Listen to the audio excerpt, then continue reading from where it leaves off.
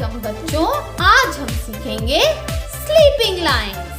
Sleeping lines कैसे बनती हैं? From left to right, straight, left से राइट, सीधी लाइन। ठीक है, इस पे हमें बार बार प्रैक्टिस करना है।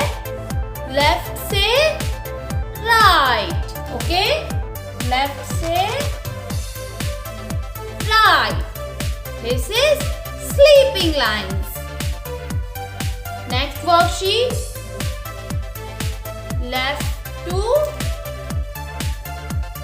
Right, left to right, left to right.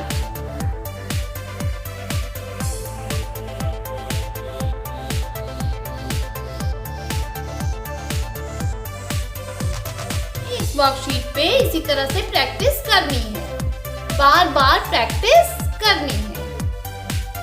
Next worksheet, left to right, this is sleeping line. Left to right, left to right,